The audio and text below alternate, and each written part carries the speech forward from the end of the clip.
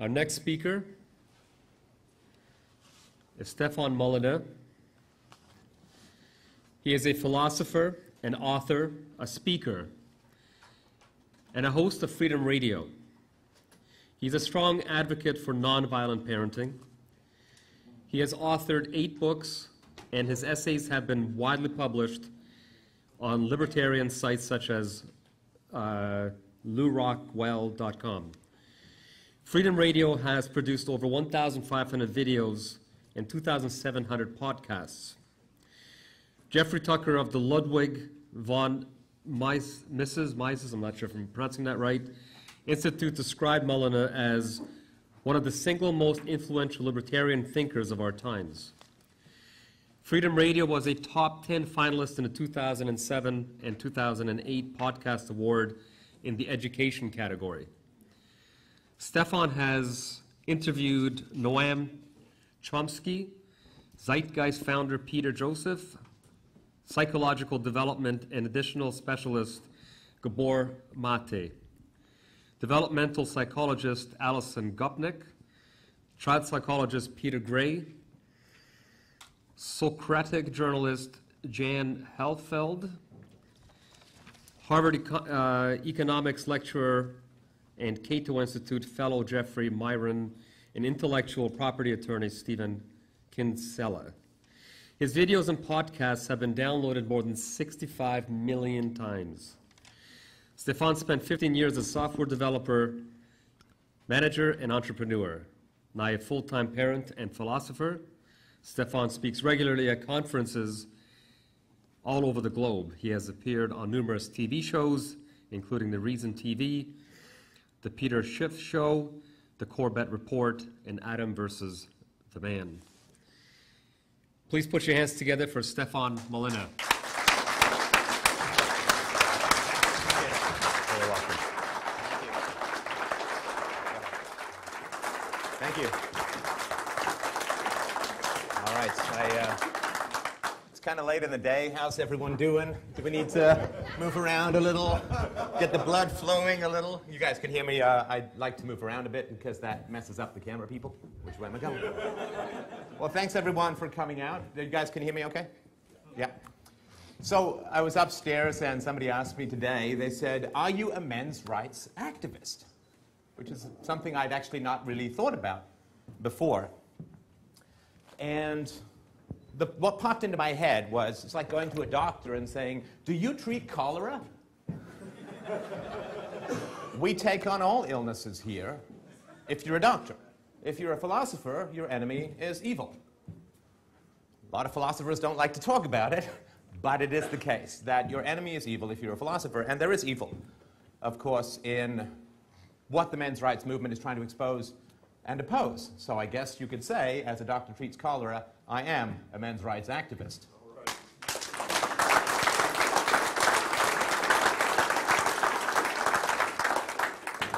Now, evil is one slippery bastard, which is why it's still here.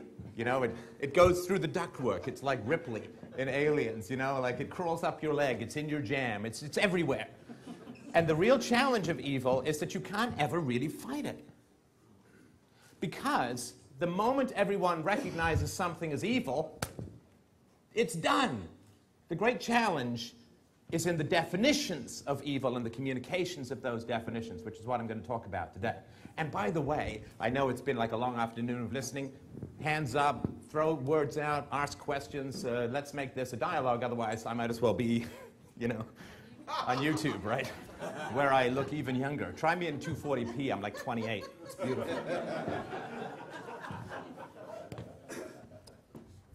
So the challenge is always in the definition, right? How many people here are like, yay, slavery? All right, those T-shirts are not going to sell. Mike, can you take them off? Right, now why are we not yay slavery? For a lot of time people were, for a long time people were. In the middle of the 19th century in the South, only 2 people in 100 were pro-slavery. Now you can't find anybody who's pro-slavery because the definition has been expanded, right? The definition of humanity has expanded to include those formerly slaves, including my Irish ancestors. And now we don't have a debate about slavery anymore. There is slavery still in the world, but nobody defends it. That is the challenge. The challenge is the definition. Once people understand that something is immoral, they react against it. Sorry, I thought you were cutting in there. Now we'll do a duet. You never close your eyes. All right. So it's all about the definitions. Once people see something as evil, they will act against it. They will reject it. You know, the most dangerous diseases are the ones that fool your immune system into thinking, hey, this guy's a friend, let's let him multiply.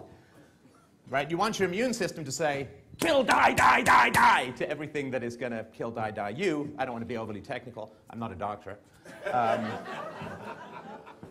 But the definition is everything.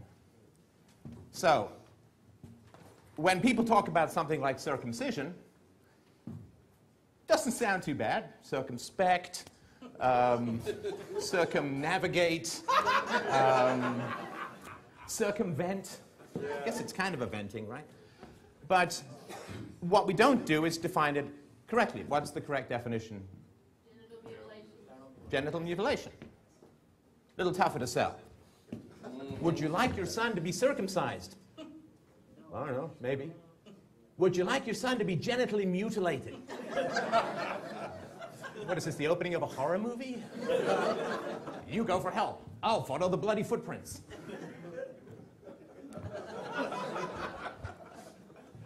So the definitions are essential. It is male genital mutilation. Contributes to a wide variety of health problems. Do you know if you are circumcised, you have, hey, 5 times the chance to have erectile dysfunction as an adult? Right? 30% of men across the world have this done to them. Far more than it happens to women. It is a third of the skin of the penis that is removed. It contributes to discomfort for women on the receiving end of sex, because I mean, the whole point of the foreskin is so that there's some give, right? It's not a broomstick. So it contributes massively to expenses, of course. And do you know what the price is of an intact man? A couple $100. Amazing, amazing, amazing. So check this out. Used to be that the government covered the costs of circumcision, and then they decided not to. Anybody know what happened to circumcision rates?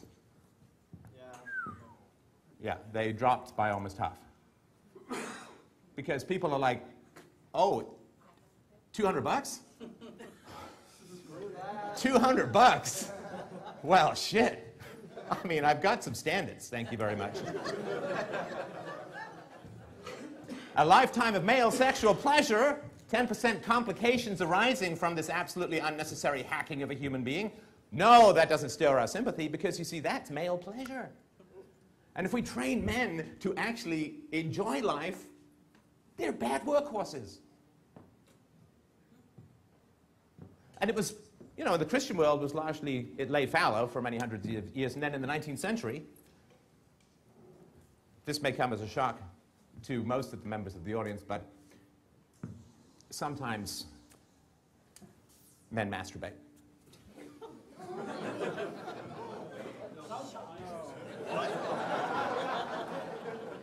All I'm saying is you're lucky there are cameras on me now. There's a reason I shoot waist up at home. I'm itchy. Kind of true, I guess. But, and there was this desperate fear that men would enjoy, you know, alone time. And so one of the ways that they wanted to cut that out, I suppose, was by cutting it off, right? This is one of the ways in which men were not supposed to touch themselves, was by reducing sensual pleasure. Through circumcision, we were supposed to be saved from the evils of self-abuse and the, you know, because I guess there weren't enough hairy palms to show everyone who was doing it, so they had to find another way. So, in the definitions lies the solution. Once you define something as an illness, once you define something morally as an evil, then people react against it, right? Would you like me to save your child from a 1 in 111 chance of having a urinary tract infection? Do you know that little girls get urinary tract infections too? Do you know they actually treat that not by sawing off the labia, but with antibiotics? Because little girls live in the 21st century. Little boys are medieval. Well, it doesn't take in men, so... Or 1 in 1,437 chance of penile cancer, which I hear you can also get from watching Nancy Grace, but that's another statistic. I actually have nothing against Nancy Grace.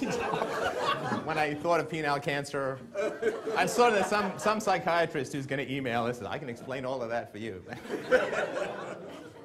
Or they just give up and say medicate him. But, right, so you have a 1 in 1,437 chance of developing penile cancer.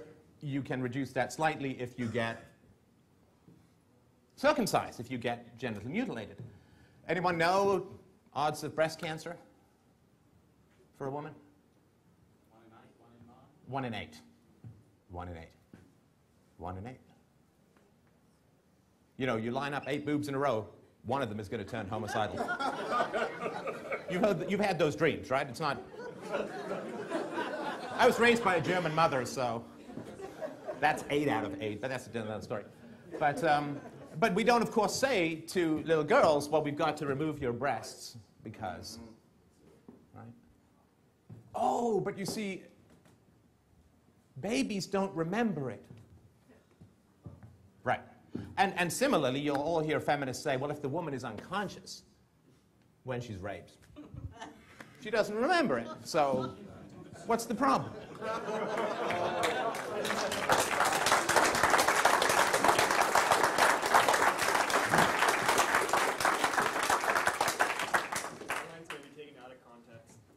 Oh, yeah, yeah. So there's a nice slice for someone to... Doesn't matter, does it? Paul, I'll be joining your... Give him a few more. The out-of-context club, right? If you play the next part backwards... No, it is. And, of course, the body does remember. Do you know that babies who are circumcised, boys who are circumcised, have elevated levels of the stress hormone cortisol 6 months afterwards? Almost half of circumcisions are done without anesthetic. There was a study that they tried to do circumcisions on boys to test a variety of anesthetics, but they had to stop it because it was inhumane. So, inhumane to study it. No problem to do it. And for most of the remaining one where there's anesthetic, it's a topical anesthetic. You know, like the kind you use for bug bites and stuff like that. That's one bastard of a mosquito, I'll tell you that. So this is the definitions, this is the clarity. Now, I want to make a case for something here that will be interesting. And, you know, again, feedback, comments, all perfectly welcome. So I was listening to a Canadian government broadcaster called CBC, and they had a feminist on. So I deployed my airbags. Got myself into the de-stress position. Actually, that's just fetal position, sucking my thumb, but I won't do that here.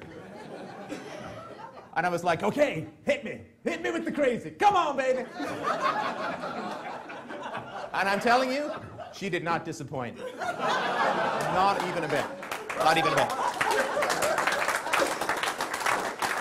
So I need a prop for this part. So, okay, so have you ever heard of something called microaggressions? Now, microaggressions, I thought they were referring to my schoolyard fighting technique, which went sort of like this. You know, imagine a Tyrannosaurus Rex falling over while having an epileptic attack. Somewhat similar. But apparently not. Now, microaggressions are when men...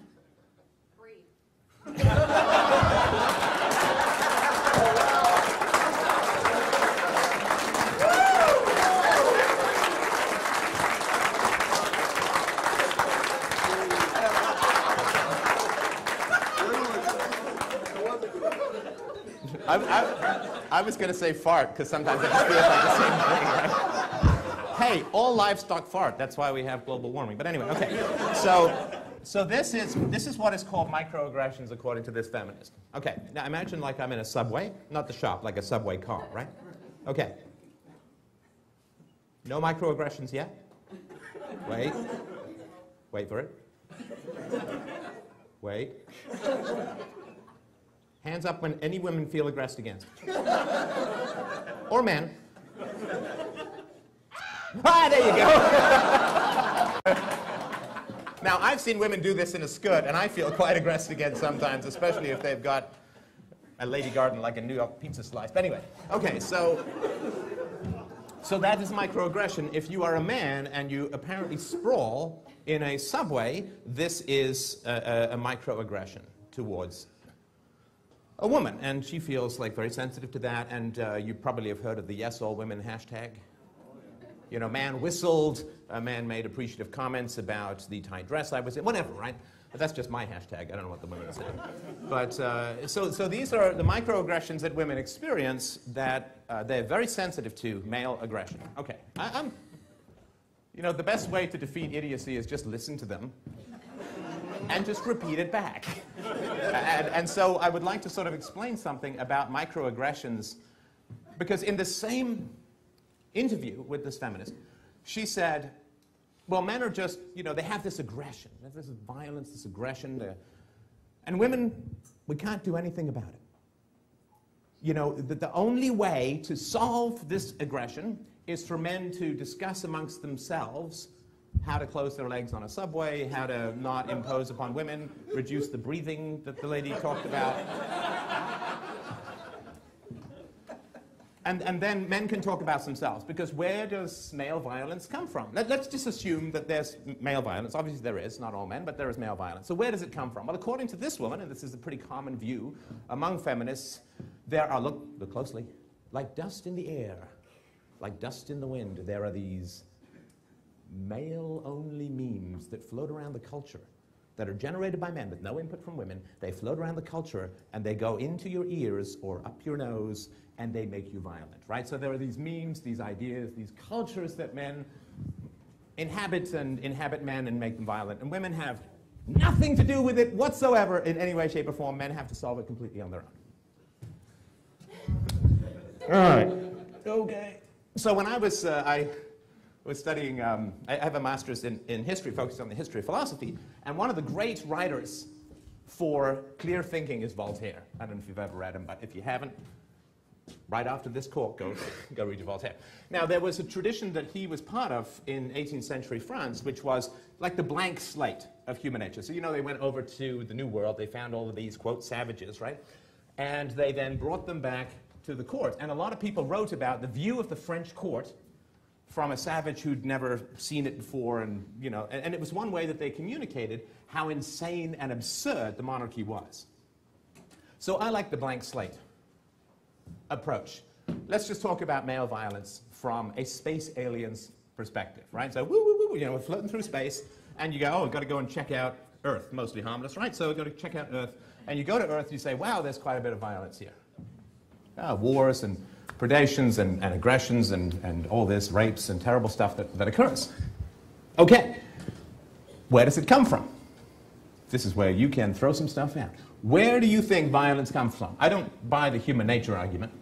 I just don't, because the only thing that's common about human beings is how great we are at adapting, right? I mean, Muslim kids adapt to the Muslim culture.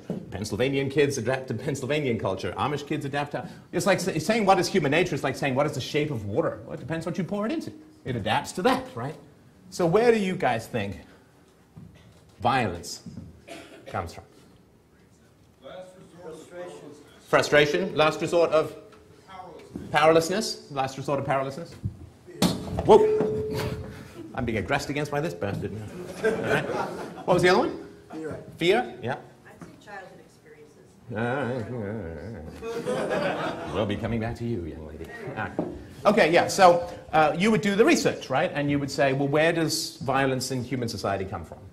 Well, the research is pretty clear, which means completely ignored by most of humanity. 90% of a child's brain is formed by its experiences in the first 4 to 5 years of life. And violence is when the fight-or-flight mechanism is activated early, right deep down in the amygdala. The fight-or-flight mechanism kicks up, cortisol and adrenaline and all of that gets provoked in a child. And if the child is chronically stimulated with aggression or abandonment, then the child develops a more violent brain, a brain more prone to violence. Less capacity to inhibit the impulse. You know, you ever had that, you get this surge of anger, you actually have about 1/4 of 1 second to stop that beast, right? I mean, you've got to intercept what's happening in your brain, and that knowledge of your own capacity for aggression, which I think we all mostly have, being able to intercept it is something that is modeled. My parents treating you respectfully and all that, and controlling their own impulses and so on. So you'd say, okay, we got this problem called violence, and we have the science which says where it comes from, which is basically the first couple of years of a child's life. Well, my next question as the space alien would be, okay, if violence comes from childhood, early childhood in particular, who is in charge of early childhood? 50-50 chance. Give me a guess. Yes, it's the ladies who are in charge of childhood. Now, look, I'm going to give you guys the respect of knowing that you're over 3 years old and to recognize that there are exceptions to everything I'm saying, right? I'm a stay-at-home dad, so yes, I'm an exception, blah, blah, blah, right? I know that you guys can hear that most Asians are short without saying, I know a tall Asian, right? I understand that, right? We're talking in generalities, there are exceptions, blah, blah, blah, blah, blah, right? So, women are in charge from conception onwards, right? The women ingest the right food or not, they smoke, they don't, they have wine, they don't, in gestation, right? They give birth, and then they choose to keep the child, or they, keep the child around them, they stay home, they breastfeed, or they don't, and so on. And, or they put their kids in daycare, where, guess what, a lot of women around, right? I worked as a assistant teacher in a daycare for a couple of years when I was younger, and yeah, I mean, it was, quite the boob fest. I mean, it was just women everywhere. So naturally, like all the kids of single, like no dad, they just, father figure, So women stay home with the kids, or they put them in daycare where it's nothing but women, but then the children go to school. Women there too, right? 95% of primary school teachers are women, right? So maybe around grade 10 or grade 11, they might, run into a man, right? And say, like, are you a woman in drag? So basically you have an almost universal control over childhood from women, right? Are you beginning to see the full cannonball of crazy that I got in the face from this woman complaining about male aggression and microaggressions that women have absolutely nothing to do with, can't do anything to solve, have no responsibility for? Violence is formed in childhood. Women control childhoods. And our desperate hope, as moralists, as people who want a better world, is to break the cycle of violence. We're only ever 5 years away from an absolute paradise of a planet. From a planet where we're meeting here for a hoedown, not fighting more corruption and craziness and immorality. 5 years. If we could just get people to be nice to their babies for 5 years straight, that would be it for war, drug abuse, addiction, promiscuity, sexually transmitted diseases. Almost all would be completely eliminated because they all arise from dysfunctional early childhood experiences, which are all run by women. Okay, so then the feminists would say, well, yes, okay, it's true that, maybe it's true that women, okay, they wouldn't admit that, sorry, that's fact-based. I'm just trying to get into that mindset. Sexist! Woman hater! No, that's no good. Ooh, take down the patriarchy. Well, they would say, well, but the men are bad, right? The women are abandoned by the men and blah, blah, blah. I say, okay, well, the space alien, right? Woo, we got a little Klingon forehead on here, so we're going to say, okay, well, if women are saying that the problems in early childhood are men's fault, you bastards, well, we'd say, okay, as a space alien, I would say, well, who chooses who in the dating game? Hands up if your man been asked out for a date on a woman where she paid. You?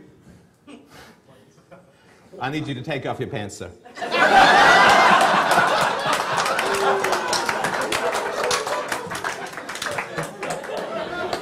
She must have seen you in a Speedo and thought, I need something from the eavesdrop I can step on. Okay, so you, June, what happened? Can you tell me the story? Am I the only person? You are the only person. Yeah, go ahead. It's funny, a dentist met me and she invited me out to dinner the first time we went on a date. Was it something like this? Drill, baby, drill. It was nothing like that. She'd like gotten breast augmentation surgery and those were for me, but Okay, so you were asked out by a woman. Did she pay? she didn't. She paid. You slut. And she told me that. So in her home culture in the Philippines, they never ever would have done that, but she did it. Good for you. Anybody else?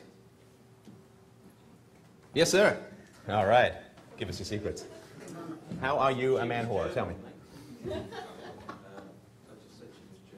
She was German. So she ordered you out, not you will be Poland! Sorry.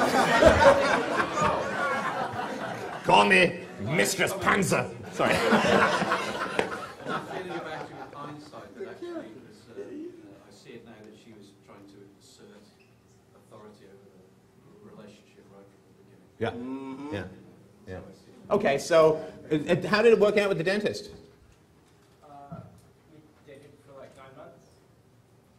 And then, how did it work out with Mistress SS Sheba of the... We had a sort of a very passionate affair that lasted for about 9 months, and then it... Wow, we got a continuity here. I wonder, was she from the Philippines by way of Germany? It's the same woman, right?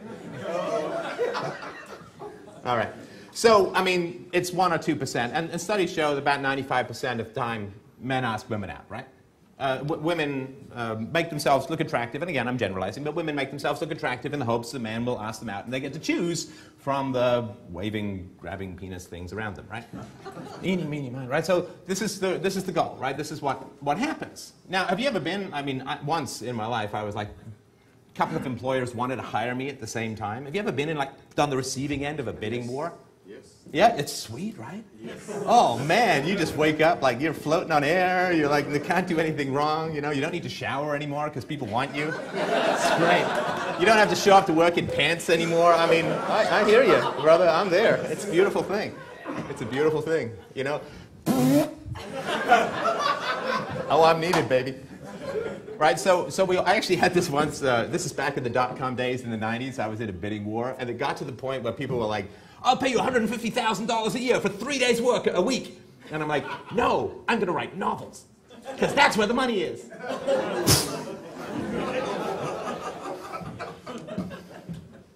Anyway, so if you're on the receiving end of a bidding war, it's a pretty sweet place to be. And for the majority of women, of attractiveness, personality, or physical, whatever, they're on the receiving end of usually multiple offers, right?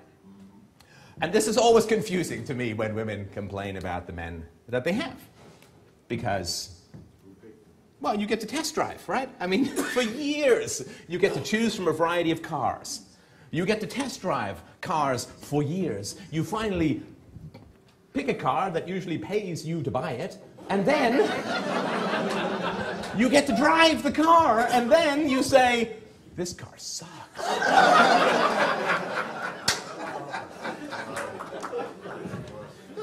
I'm going to make a boat. You know, you could have just picked a boat to begin with. No, I'm going to change it. There's dockyards right there.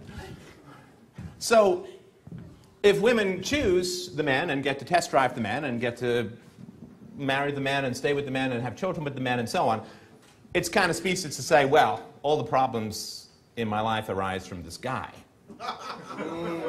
Right? You see, this is, again, space alien time, right? We're just trying to really detract ourselves from the minutiae of the propaganda that so often bewilders us, right? So, here we have, just to recap, problem of human violence, of course in early childhood. Women are in charge of early childhood. Women choose the men with whom they're going to have children, right? So, how do we break the cycle of violence?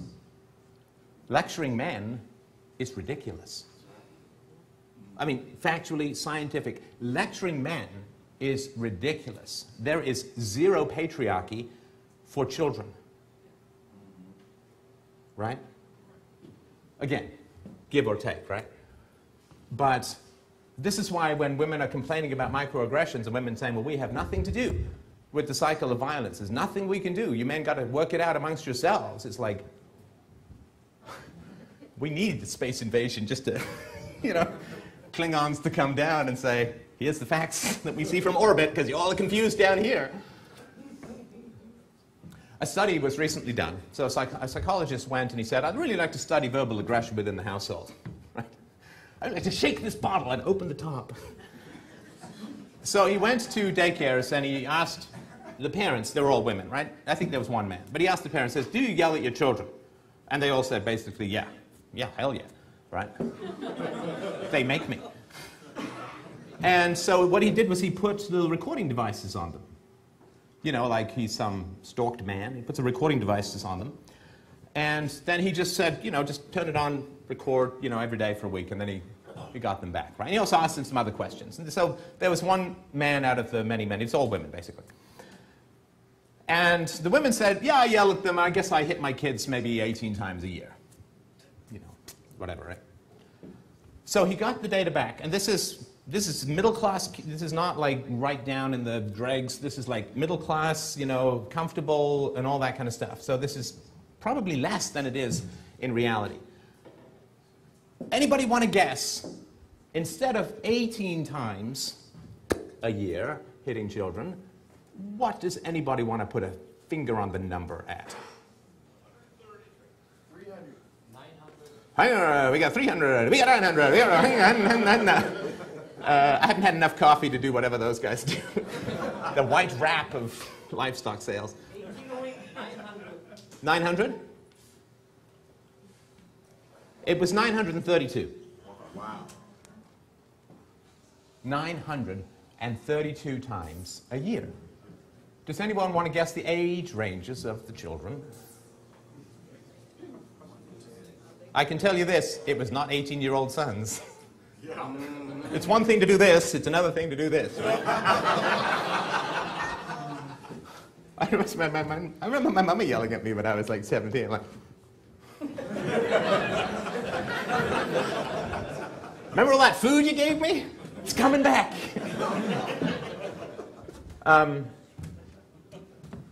Anyone want to guess what the bottom age of the children that were being hit 932 times a year?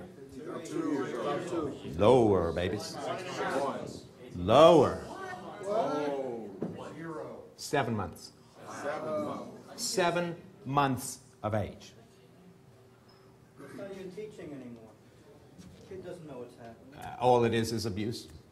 I mean, even the upper end was 3.5, close to 4.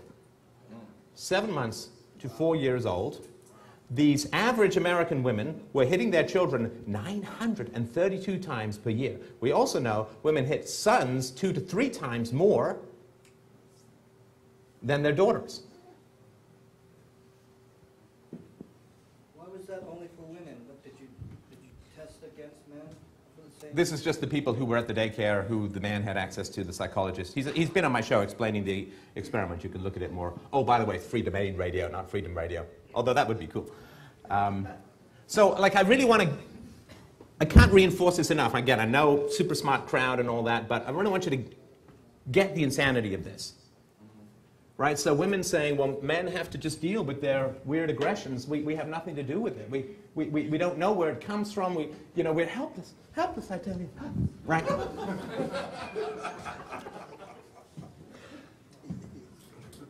If you're a little boy and you're being hit by a giant woman over 900 times a year, and it probably is closer to 1,500, if you average it out in 2 to 3 times, 1,500, 1,750, something like that. The study also showed that the hits occurred within 30 seconds of a conflict beginning. Not a lot of reasoning going on, right? I mean, that's not a cop pulling you over. They're shooting the tires out. I mean, as you drive past. I mean, there's not any kind of negotiation that's happening here. Violence begins in early childhood as the result of abuse. Women are in charge of early childhood. Women are hitting children 900 plus times a year after 30 seconds of a conflict beginning. You don't have to be like Klingon Sherlock Holmes to crack this case, right? Where does violence come from? And this is why, let's go back to our, okay. So over here, I'd like you to picture billions of women hitting children hundreds of times a year. Not even counting yelling at them, not even counting putting them in daycares, not even counting neglect or abandonment, not even counting keeping their fathers away. Let's just talk about the hitting, 932 times a year. That is not talked about. You know what is talked about? The difference between this and this. Okay? Rape culture. Wait. Okay? Evil. Okay? Patriarch! Oh, sorry. Right? But you see how insane this is. You have women pounding the crap out of 7-month-old babies. And all we ever hear about is, well, aggression and violence is just some bizarre male issue that women have nothing to do with. This is what I mean when I say, like, the space alien perspective will strip you of friends, will strip you of any opportunity for a civilized discussion with muggles, right? I mean, because the way society is and the cases that are put forward by people is so mad. So then, again, space alien time, we're saying, well, what's the solution? The solution to violence, of course, would be a couple of things. We had speakers up here talking about, let's have dads around more. Yeah, absolutely. 2 key things for the development of a child's empathy. 1, a father around. 2, free play in nature. Anyone know why the second one is? It's kind of interesting. Anyone guess? It'll have to be the older people, because the young people, free play in nature is like Oblivion at high res or something. But, yes, sir? When you have age mixing of children and free play, they in a sense teach one another about the need to please one another. Because if they don't, their playmates run away. Yeah. They have to please within the group. Yeah, like, so when I grew up broke in England, and we basically were like, we all hang out, and it's like, well, what do you want to do? We had to find something that wins for everyone, that everyone wants to do. And you have to sacrifice, you have to defer, and all that kind of stuff. You can't just impose your will. Everybody's on their iPads, they're not negotiating, right? So there is a huge correlation between free play in nature, the presence of fatherhood, and empathy, which is the most important natural resource in the world, and which is becoming increasingly in short supply. Sociopathy, which is really the absence of empathy, has doubled over the last 15 years. Yes, sir? When you say free play, are you referring to perhaps a different play style with the child between the 2 types? No adults. That's all it is. Not out there in a soccer field, not out, no structure. Go play, unsupervised, no adults, no structure, figure out what you want to do. Go, come on when the streetlights come home, right? Okay. Right? Stay away from windowless vans. When I play with my child, for example, there's a different style of play I consider more free than when my ex-wife, my ex-wife now, when she would play with the child, be very formalized and nothing free about it, really. Whereas when I played with my kid, it was like freestyle, hey, have fun, let's kick a ball. No, if you're there, that's great. That's part of the empathy that I don't know the exact reason, maybe we could theorize about it, but I don't know the exact reason why the presence of men is better for empathy. I personally think that it's because women grow these beasts in their belly, you know, and that's if I remember from the movie, they come out like through the belly button and kill John Hurt. But I think women are so fused with the kids, right? I mean, they grow them and then they breastfeed them and they're so fused. And I think the fathers have a little bit productive space, right? The closeness and the intimacy is fantastic for the moms and the babies. But the dads have a little bit more space, a little bit more room to negotiate. Like the aliens. Yeah, like the space aliens. Excellent. Dads are like space aliens. You get that? We get that out of context too. Okay.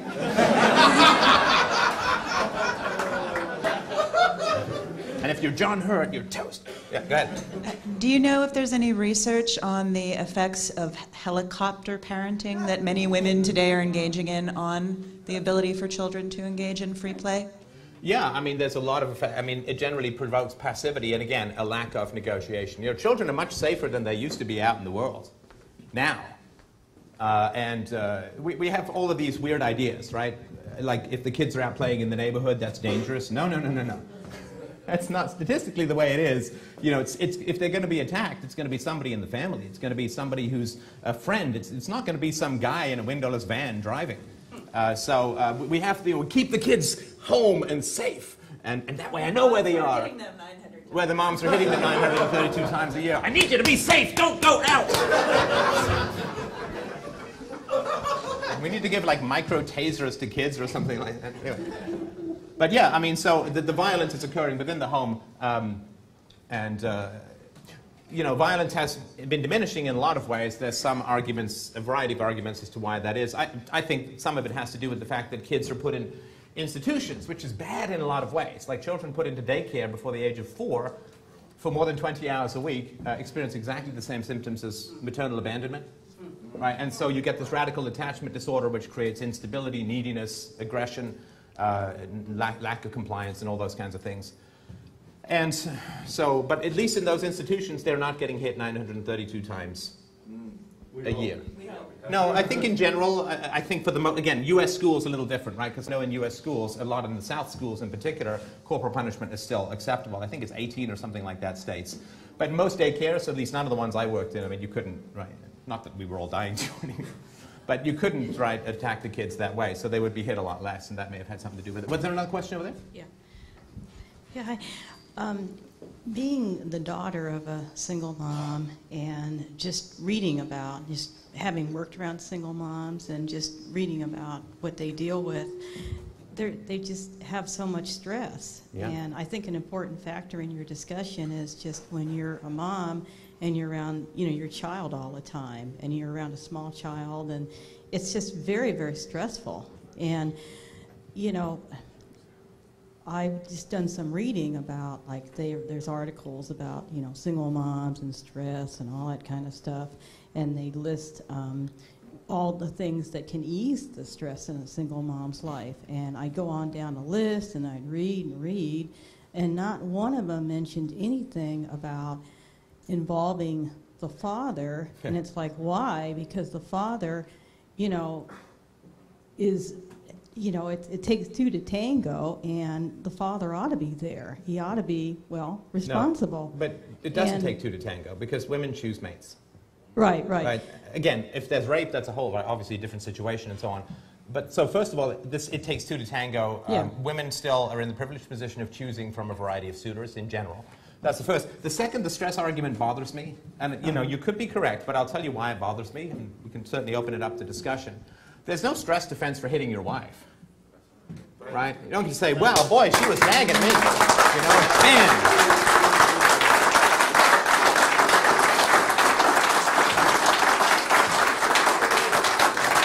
You know, there's no state of mind excuse for male violence. Sure. And as I've talked about on my show many times, feminists will talk about abuse of power disparities. I mean, unless it's Bill Clinton. But feminists will talk about abuse of power disparities, like the boss dating the secretary or the man keeping money away from his stay-at-home wife or something, because there's a power disparity there. Of course, in reality, and in fact, there's no greater power disparity than between parent and child. Right? A wife chose to be there. Children don't choose to. They don't choose their families. Right? They're not there by choice. Wives can leave at any time. Right? Legal rights, property, independence, shelters. Children cannot leave. Right? So I can't go with women are stressed and therefore. Because there's no state of mind that excuses male violence, not that I've ever heard. And you'll see this when you look online. Whenever people talk about women's abuses, they will almost always put in an excuse. Well, they're poor, well, they're stressed, well, they're juggling work and family, well, they don't have help and resources and this and that and the other, right? But again, I've never heard that for men hitting anybody. Yeah. Oh, yes, go ahead. Yeah. I think what I was really trying to say is, in the literature that I read about, single moms and stress, I think what would really help would be if they just acknowledge that since, the man is half of the reason why the child is there, that the father, they're just as interdependent on the fact that they need the father, they need him to be around, and you have to adopt the mindset of a team worker, Well, but if they chose a man who's not around, then they're still responsible for that choice. Again, I'm not taking men out of the equation completely, right? Yeah. But the woman is currently the gatekeeper, right? Because the woman is the one who suffers a lot more of a pregnancy than an irresponsible man, right? Now, historically, what used to happen prior to the welfare state was a woman who got pregnant outside of wedlock, we all know what would happen, right? They would go on a vacation. They would give birth to the child. They would return to the family without the child, and the child would be given up for adoption, which was in the best interests of the child, statistically. Because children who were adopted into two-parent households do just fine. They do just fine relative to everybody else who's born there. Statistically, there's no difference. But women who keep the children as single mothers harm those children. It's an incredibly selfish and destructive thing to do if you don't have a husband. If you chose the wrong guy, to keep the child is abusive, almost always. That's true. And that's what used to happen before women could force all men to become beta male providers through the power of the state. And that's what should, for the best interest of the child, give it up for adoption. You've already proven that you're irresponsible, that you can't choose the right guy, can't keep your legs closed, and can't use birth control, of which there are 18 different kinds. So maybe parenthood isn't for you.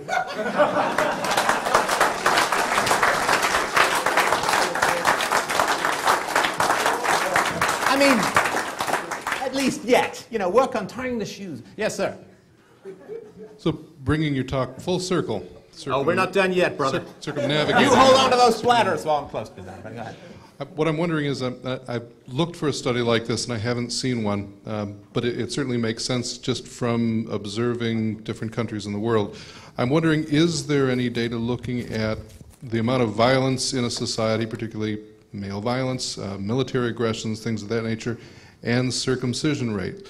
It certainly makes sense if you have increased stress hormones in early, shortly after birth, if you have a culture of violence to men immediately. The problem is that you can't just separate one variable. Where there is circumcision, there is generally more brutality towards children and more brutality towards boys in particular.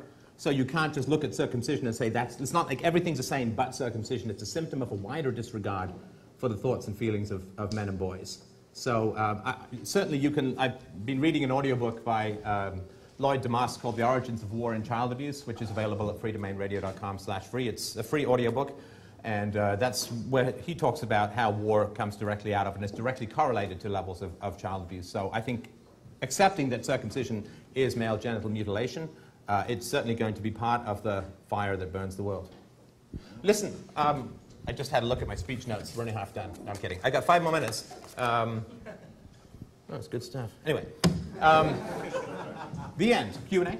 No, do you guys want to have any questions? Because I don't want to miss that part. Hi. Hi. I know you said something earlier about there's always exceptions.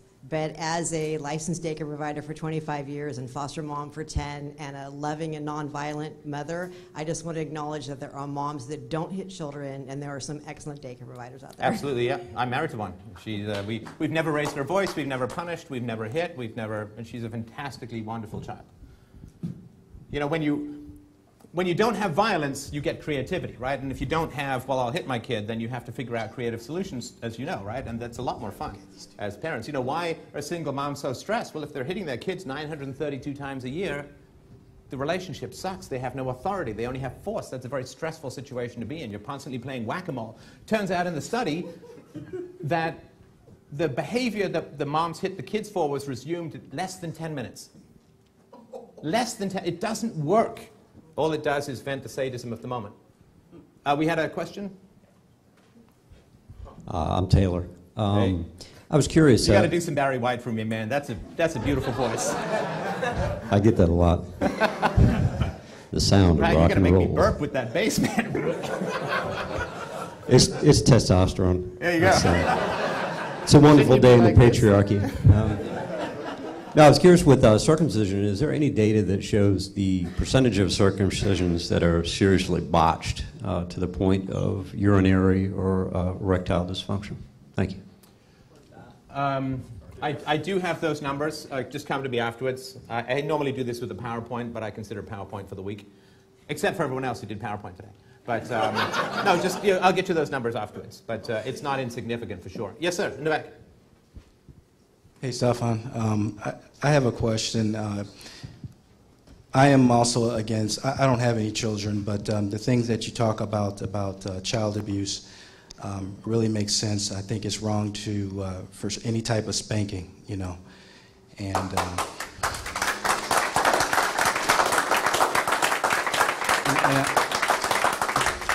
you know, and one other thing I wanted to say that, you know, I've talked to my mom about this, and you know, yeah, I was spanked, but she came to the realization that, you know, that just like you did, you know, she chose to be in her situation, I didn't, and she said that she actually apologized for that, and it was just out of nowhere, and she just thought of it. I don't know what she watched. Maybe she watched a Freedom Man radio show. I don't know, but another thing, I was doing research on this, and if you know, being a black man myself. I'll just accept it for what it is. Is it true that when it comes to race, that when it comes to spanking your children, it's actually worse in the black community than other, you know, I mean, I'm not going to just say, you know, hey, it can't be true, it can't be true. I think it is true statistically. I think it is. Like, there's a reason, like, so I did this video on Trayvon Martin and George Zimmerman, which basically I don't care that much about the case, but it was a great way to get 1 million people to see an anti-spanking message. And in it, I included a clip of President Obama, which you may have seen, where he's talking about how, hey, remember the good old days when even if it wasn't your kid, if you saw them acting up, you hit him? Like, you couldn't say that. I don't think you could say that to, like, a white community, but he's in there in a black community, and there is, of course, a lot more corporal punishment. There's lots of reasons for that, some sociological, some historical, which I'm not, you know, going to speak to, but I think a lot of it has to do with the prevalence of single motherhood as well, right? So single motherhood is associated with higher rates of child abuse, and of course, much more single motherhood in the black community than the white community, and even less in the Asian.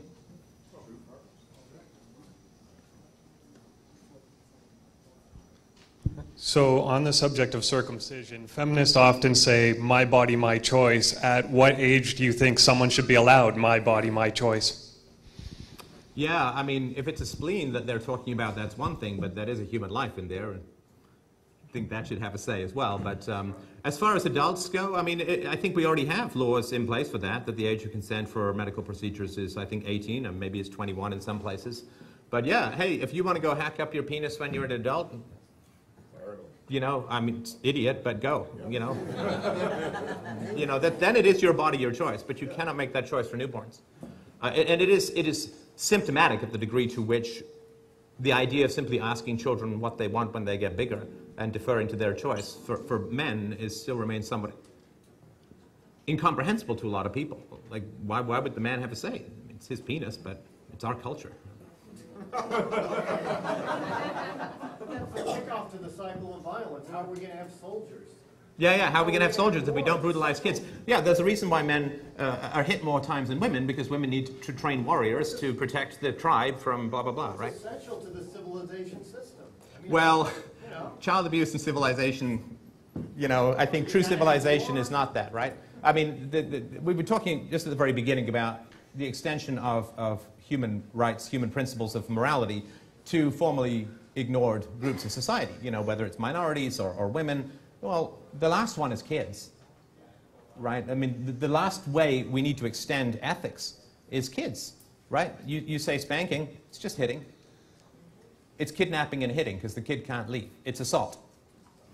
And once we, as Confucius said, the beginning of wisdom is to call things by their proper names. Once we identify it for what it is, then we recoil from it. But whooping and spanking and blah, blah, blah, whoop-ass or whatever it is, I mean, this all, you know, these aren't categories of crimes you'd ever associate with adulthood. The sardonic point is, you know, how are we going to get our warriors, how are we going to get soldiers that are sociopathic enough to go fight our wars, which are apparently, according to our last speaker, there's no way around it. We're going to have war. Yeah, well, So we need they've said more. that about all evil human institutions prior to their end. Everyone says, this is going to last forever. Oh, is it gone already? I guess I was in the way, wasn't I? Yes, sir. Hang on, I know that circumcision is tied to religion, at least the Abrahamic religion, quite a bit. So did you take that into consideration as well? What do you mean take that in Well, consideration? in the sense that a lot of them who are religious believe that it's God asking them to do it. So I know Sure, this is absolutely. a whole different and rabbit the hole. Old Testament also commands them to kill homosexuals, unbelievers, witches, apostates, sorcerers, basically everybody else. Right, and human sacrifice. So, you know, to me, the first recorded depiction of circumcision was 2400 BC in Egypt. That's your first clue that it's barbaric. It's 2400 BC. And they say, well, you know, that's tradition. It's like, do you have a cell phone? Then you're willing to upgrade, aren't you?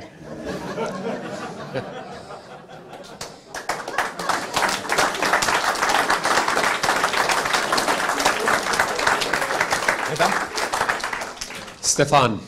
Thank you, everybody, so much. Can I ask a question? Okay. Wait. Sorry. Can I tell you, not for the first time in my life, I was a little premature. Sorry. Now let's get serious. I thought he was going to cut me off, but anyway, go ahead. We just had Kathleen O'Wynne elected as the newly elected Premier of Ontario. She has earmarked $1.5 billion to childcare or daycare. Yeah. I listened to you at the Toronto Domestic Violence Symposium, and it really stuck in my head, out of all the things you said, the harm that children have by being put into daycare. Yeah. What can we do to deal with this issue? Because I see it very concerning that we're going to put $1.5 billion extra money into sending these children. I've seen them being strung along on ropes. Oh yeah, no, I understand. At 2 years of age, Yeah. and it's appalling to me.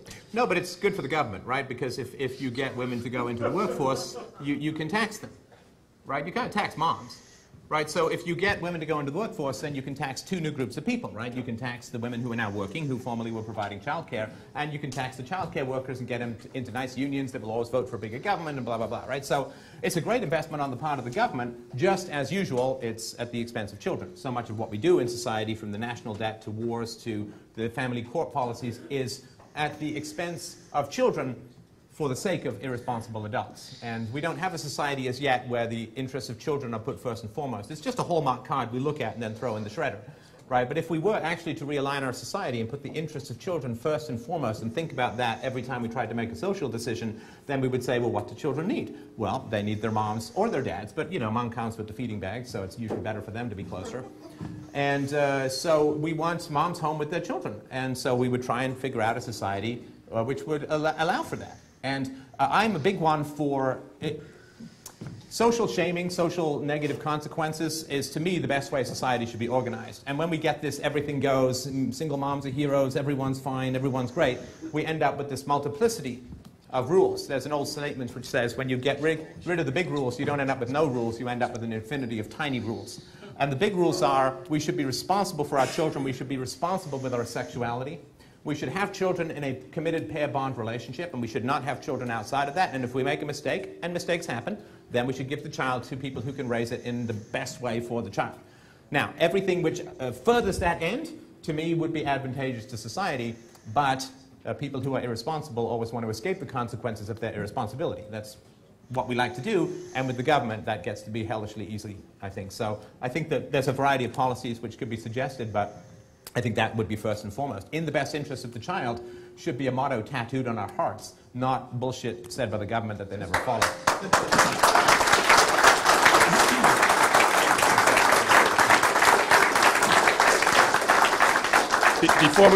Before we take our last question, I would like to make a suggestion and offer. I'd like to work with you to do something about this daycare business and the $1.5 billion of our tax dollars that shouldn't be used for that. Well, actually, the bill's going to go to the kids. They don't have $1.5 billion. They're just borrowing it, right? So, hey, we get to stuff you in daycares and stick you with the bill. Great system. Oh, you got it. Can I make a comment? Yeah. Thank you. I stepped out, so I might have missed this. If I'm saying something that you already mentioned, I'm sorry, but there's media here, and I'm very involved not just with the men's rights movement, but with the intactivist movement.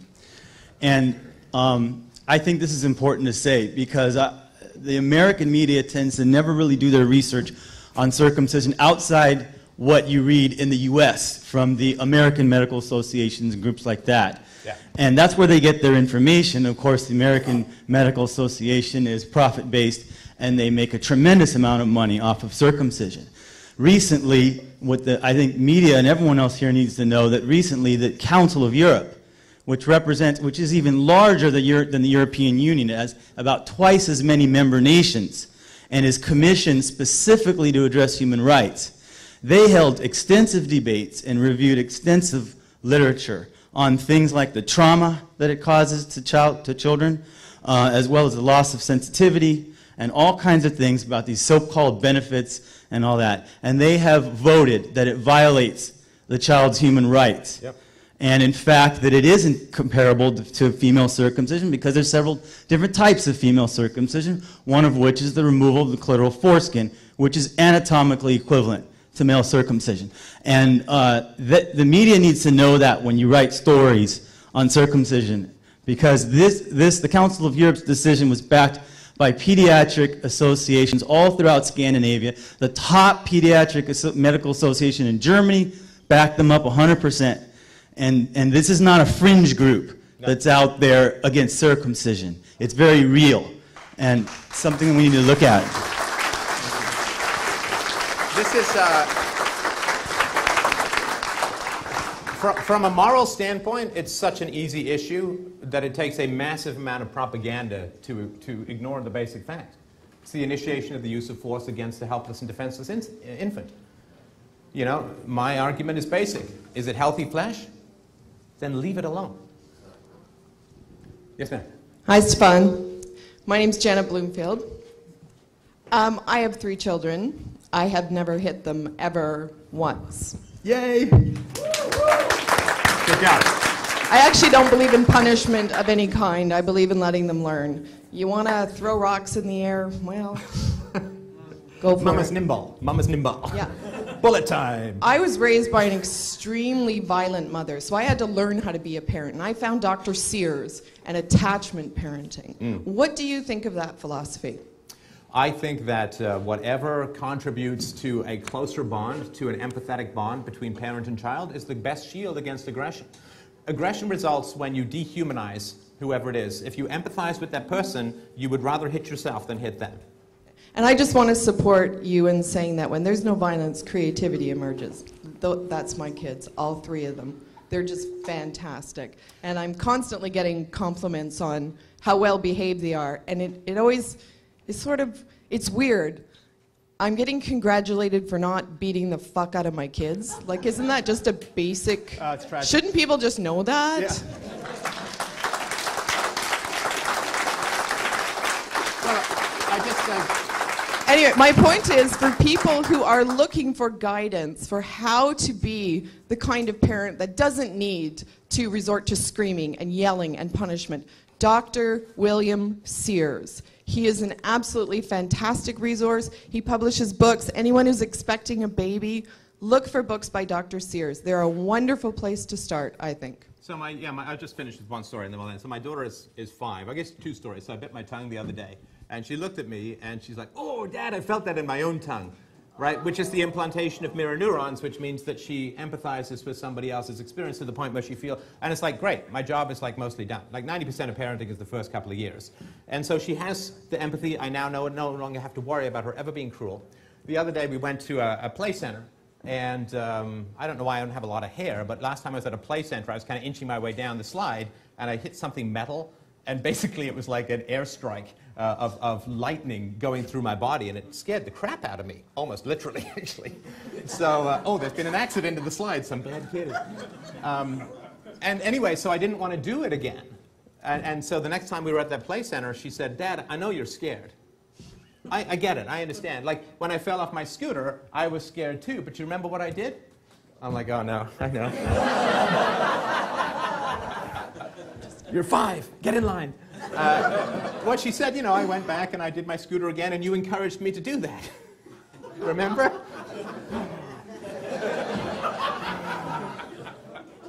Hey, I'm an authority. I wouldn't be an authority if I wanted rules to go two-way, But yeah, she made the case, and I ended up going down the slide. We had a great time, and she was coached by my 5-year-old on how to overcome my fears. You can't beat that as parenting. I mean, that's a fantastic experience. So I think we're done now. Okay, thank you, everybody, so much. Appreciate your time. Thank you. Thank you. Thank you, Stefan. Appreciate it. Thank you.